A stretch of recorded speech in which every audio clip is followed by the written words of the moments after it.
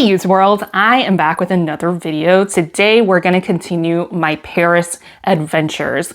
And if you have seen my recent videos, I have placed a big focus on Hermes, the big luxuries, Goyard, etc., and that's always fun. And that's considered quote unquote a holy grail for many of us. But let's go back to my roots, which is indie brands and what I've built my channel and grew my channel on, which are indie brands that always need a little bit more love, a little bit more attention because they're doing amazing things. And I was able to stop by the Ateliers Auguste flagship store. It's their only store, and when you're in Paris, how can you not stop by their store when I've talked about their brand so much? They gave me a super warm welcome, and I had the greatest honor and opportunity to interview the president, co-founder of Ateliers Auguste, and we just had an amazing conversation. So let's just get right into it and stay till the end because I do have one of their newest releases to show you. So I'm here with Laurent from Ateliers Auguste, and this is the president. I'm gonna have him talk a little bit about the brand, and I do have some questions prepared that he's gonna answer and for us to get to know the brand a little bit more. Thank you, Nikki. So what is the background of the two founders? So we are two brothers. Yeah. We work together since 20 years. And before Ateliers Auguste, we had a communication agency for 10 years. Mm-hmm. We work with big brands like Nike or a lot of them in every sector. And we founded Ateliers Auguste in 2012. Because we want to do something else different and to work to communicate only for us. So we start with a brand of maroquinerie for men during 7 years, and we produce in France. And after that, we start to create small bags for women, small line for women, and it works way better than for men. So 6 or 7 years ago, we switched and we do a lot more for women than men, and we totally stopped the men collection in January of this year.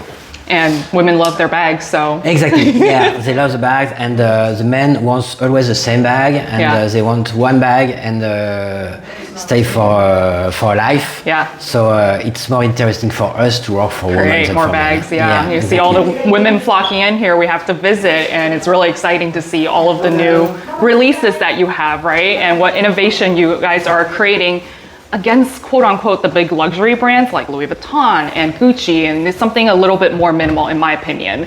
So what is the process of designing a bag?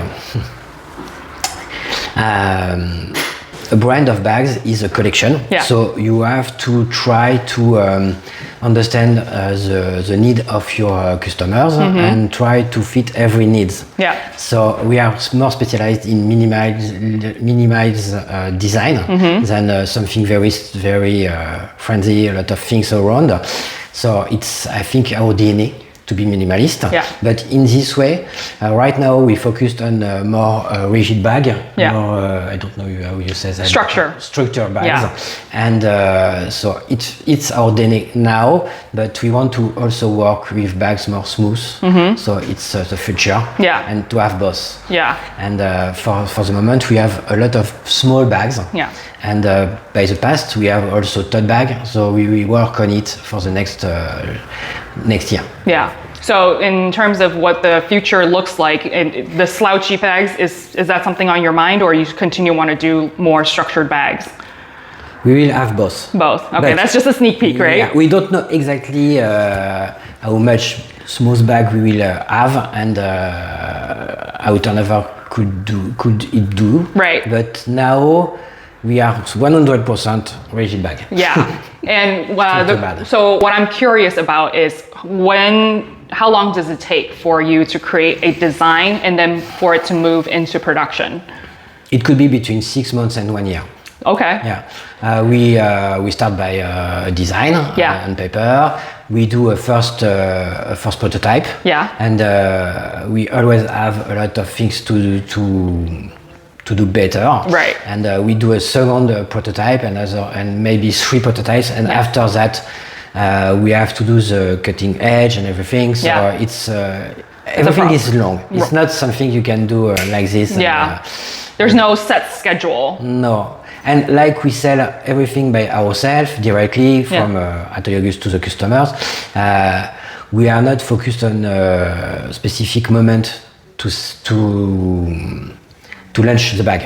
We have moments, but if we don't do it, it's September, and if it's October or November, it's okay. Yeah. It's not a big deal. Right. We don't have retail, big department store, so it's okay. Yeah, because like with large luxury brands, they have shareholders to talk to. They have to. This is a private brand owned by. You get to dictate what you want to do. Exactly. And if you are not okay, if you are not happy with the prototype, and, we don't launch it. Yeah. That's all. So when it comes to the prototypes, there's a couple of different iterations that you go through. So when you're testing it out, who tests them? Do you wear them on the street?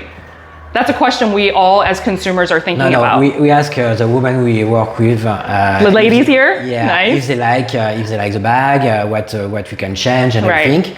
But we don't go on the street with the bags. No, never. It's like secret, top secret. Exactly. So when you see your consumers or your clients, a lot of French women love wearing your brand, right? Do you see like overseas, a lot of women internationally? Like I saw a family came in, they say they're from New York, but I hear them talking, they're Indonesian, right? You're reaching worldwide, so that's pretty amazing. We sell in 80 countries. 80 countries? Yeah, so everywhere. Okay. And we have a lot of customers from the US and Canada. Right here. And also in Asia, in Europe. And French is not so big. Yeah. It's not our biggest market. We sell more worldwide than in France. And then I guess what is the future? I know that's one of the questions I sent you. What is the future that you see for this particular brand? Are you going to, obviously, top secrets, you don't have to share, but do you plan on opening stores in other countries like the US, maybe New York? Yeah, maybe New York. Yeah, is that the dream? It's a dream. We did a pop-up store in New York a few years ago. Yeah. And it's at this moment that we shift from men and women to women, because we saw that women in the States are more interesting to our bags than the men in New York. Yeah. So it's a reason. It's one of the reasons why we shift. But a store is very expensive, and internet is amazing. E-commerce is amazing. So you can sell 24 hours a day and everywhere in the world, and it's not so expensive to ship because the bags are heavy, pretty small. So it's okay. The main bag were very expensive to ship. But we don't want to, we are not looking, I don't think we will be Louis Vuitton one day. You will stay a small brand. It's not our goal to be huge. Okay. It's a very niche, very, I guess, focused brand where you want to have that feel. It's a focused brand. Yeah. Marroquinerie only. We don't want to do clothes. So we don't want to do men bags. No shoes? No shoes. Just bags. Just bag. And I love it. Well. Exactly. Yeah. Only that, and a good job on it. Yeah, for sure. I mean, that's our goal. So we try to improve our bags each time on each production. We change little things and to do better bags each time. So tell me a little bit about the batches that you release, because a lot of the clients and your customers are always like, everything is always sold out, which is not a bad thing. So my logic, you listen to me and you think you are a smaller brand. Yeah. You can only do smaller batches at a time. It's not like your Louis Vuitton where you can do, tens of thousands, right? So when you do a batch, how many typically? 500, 1,000, 2,000? What was the typical number? It's increased every year. A lot. We double the number each year. So I think now for this year we will sell 5,000 bags. A batch? Or in total? Into batch, yeah. So we produce around 6,000 bags this year. Oh, wow. In two batch. In two batches? Yeah. Okay. Is it typically just two batches at a time, or is it like multiple? And sometimes we do small batch. Yeah. But most of the time it's two batch. And if I can do 3 or 4, it will be better. But it's not easy with the production. Yeah. They prefer big number, so 2 batch is okay.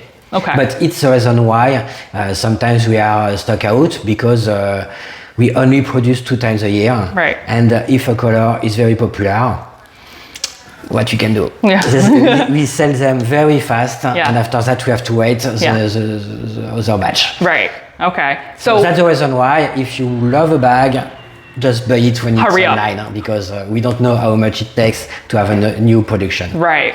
So tell me a little bit about the leathers, right? You choose, there's the mock croc, mock lizard, and then mock croc. And then you've got the box leather. How do you choose your leathers, and what do you do next? All the leather comes from Italy. Yeah. So it's not far from the workshop we work with. It's very important for them because we don't want to have leather from all over the world. Right. And Italy is very great for leather. It's very famous for that. Now the leather are pretty strong. Quand tu dis durable. Durable, yeah. So it's for us very important, the durability.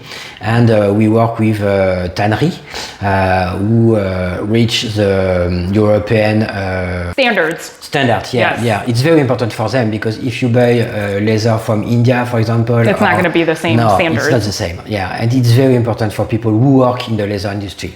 Are there any other leathers that you love working with?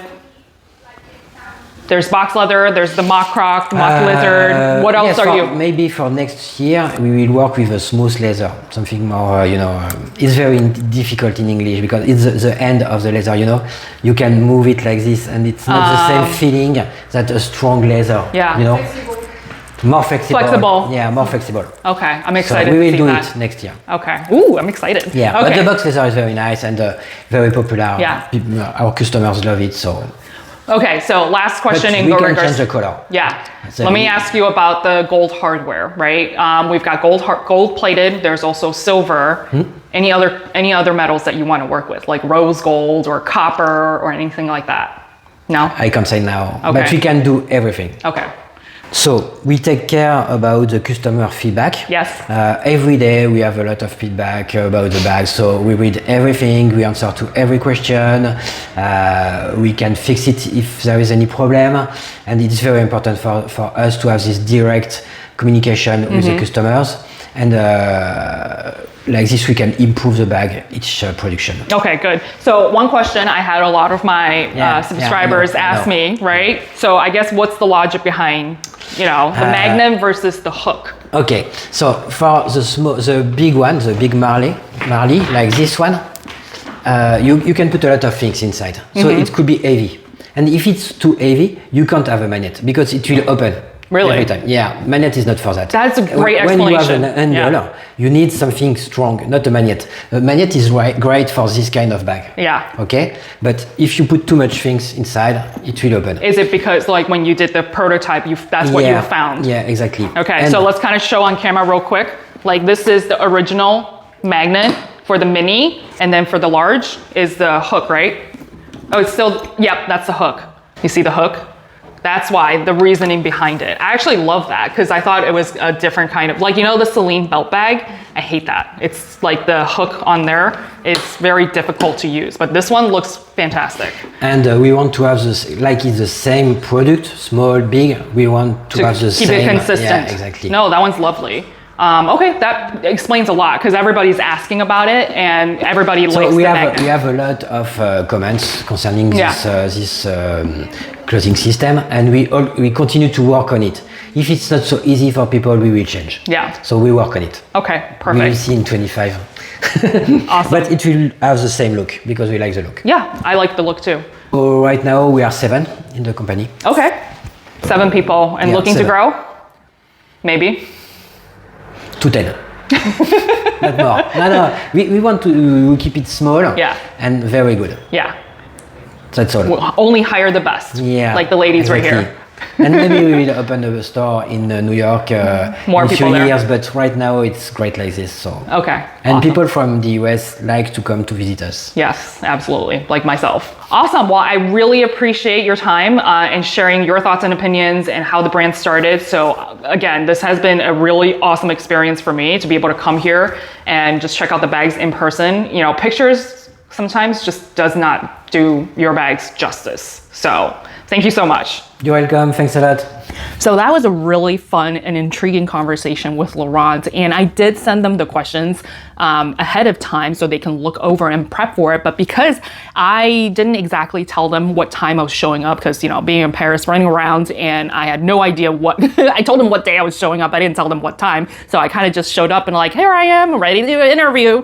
And I think they didn't know exactly who was going to be there to do the interview, and so Laurent had to look over the questions and was just like, oh yeah, I guess I can answer all of this. I was like, to make sure, you know, you don't share any trade secrets or anything, but no, he was like, no, I can answer these. And it was funny because he kind of did it all on the fly, so he did an amazing job. But in any case, let's get into the unboxing. They kindly sent this over to me because I was like, I can't fit anything more into my luggage, and this is a new release. The stars aligned, and this bag was ready to ship the week after I was in Paris. So I'm really excited to show you. Thanks Ateliers Auguste and Laurent and the team of 7 for sending this bag to me. So per usual, from Paris with love, and it did come nicely wrapped. Of course, I opened it up, you know, the immediate second I got it. And their latest release is going to be the Capucine. This is going to be in the regular size. They do have a mini, which is super adorable. And this one will be in the tan box leather. This is such an elegant bag, and it is gorgeous with the gold hardware. I'll do a full review. This video, every single video of mine has been incredibly long lately, so I want to keep it brief, but I just smell the leather. It smells amazing. And of course, the gold hardware is just gorgeous. It's this brushed gold hardware with a really nice top handle. And then of course the back is just a smooth leather. The strap is adjustable. And then you've got the little feet at the bottom with the Ateliers Auguste emblem with, you know, little stickers on it, which I haven't undone yet. And then you've got the enclosure, which is a newer release of theirs, where it's just a push button right here and it pops open. The interior is going to be 2 different compartments with a micro suede lining, and you do have the zip compartment in between where you can put items that, you know, for more security. There is a back pocket with the care card right there that you can also put additional items, which is also really cool because it's actually not stuck to the back or built into the back of the bag. It is, you can't pull it out, the little pocket here, but it is flexible or movable so that you can actually put stuff in here so it's not just completely flushed against where it's so tight that you can't put stuff in there. I can't help myself. The new design that they have done is actually emboss their logo, their name onto the back of this, which is really hard to show you on camera, so I'll insert a screenshot. And then the front compartment is incredibly spacious with the hardware there as well, with a logo on there, a new design. The button itself, at first I was actually a little bit concerned because it's very reminiscent of the Pochette Matisse, where if you don't have anything in it, it's hard to push close, but this is not the case with this bag. It's incredibly easy to push close so that you're not fumbling around with it when you're trying to open and close the bag. The reason why I decided to pick this one up, because 1, it's a new release, and 2, I do love the new enclosure snap that they have created, but it gives me the reminiscence of the Hermes Kelly bag, which I have right here. This is in a size 35, and I just see the elegance and the classiness of their bag, which is true to what Laurent said. They want to create a bag that is incredibly minimal as well as classic so that you can wear it for years to come. And this is what I see in this particular Capucine. Now, I won't do an in-depth review today, but you can see the resemblance, right? This obviously has so much of an easier access with that enclosure, as much as we all love Hermes and their Kelly, their turn lock enclosure, but this is a pain in the ass to get in and out of a lot of the times. And of course, you got to leave this kind of hanging and dangling here. This is also in a size that I actually really appreciate because it fits a lot, but it also isn't as big as my Kelly 35, which is massive. Yes, you can put a lot of stuff, but it's nice to have this size. When I think of it, I think this is more reminiscent of a Kelly 28 or maybe 32, probably more the 28 size. I can see myself wearing this to work. I can see myself wearing this to dinner. It is just a very classy looking bag without screaming. Hermes, Louis Vuitton, or anything like that. And kind of just wanting to show you some mod shots of certain pieces that I was never able to see in person, like the belt bag, and how it fits on my 5'8" frame, or 172 centimeters for reference. They are all really high quality pieces. I go in there, it was just a really minimal, surreal kind of experience, how I am not overwhelmed with so many items that is just trying to, you know, I like going to department stores like Bon Marché or, you know, Nordstrom's, but it's just so much happening in there that it overwhelms me, which is why I actually love going to individual boutiques, because it's a very curated experience and you're not just being inundated by item after item after item. You can actually take some time to kind of just look at each individual product, you know, bags in this particular case, to really enjoy and decide if this is going to work for your lifestyle or just some eye candy in general, even if you don't decide to purchase anything. And you can see there are a lot of different models that you may have seen on other YouTubers on my 5'8" frame all in one place. Of course, it's gonna fit differently for everybody. I had a lot of fun trying those bags out and doing mod shots for you all. So I really hope you enjoyed this never seen before interview with the co-founder and got some insight. Like I said, indie brands are so underrated. The reason why we go to the big luxury brands is somewhat, you know, because of the history, right? And you appreciate as a handbag lover the history of all of these brands. Whereas indie brands, yes, they haven't been around forever, but they still have a really cool stories that we can relate to as regular consumers. Again, like I said, I'm always a consumer first. Of course, my favorite part is just to get to know the actual founders, the 7 people that work there. They're just this is a mom and pop shop. And it's not just some massive conglomerate that you don't know who's running the operations. You don't know who's doing what and what decision making is going into other brands and the boo-boos that a lot of these companies have. These are, again, real people that we can relate to and talk to understand what they're producing and what their drive is behind that. And I really appreciate that. So life is hard. I want to help you save time and money so that you can somehow adult easier and hopefully less than retail. I'll see y'all next time.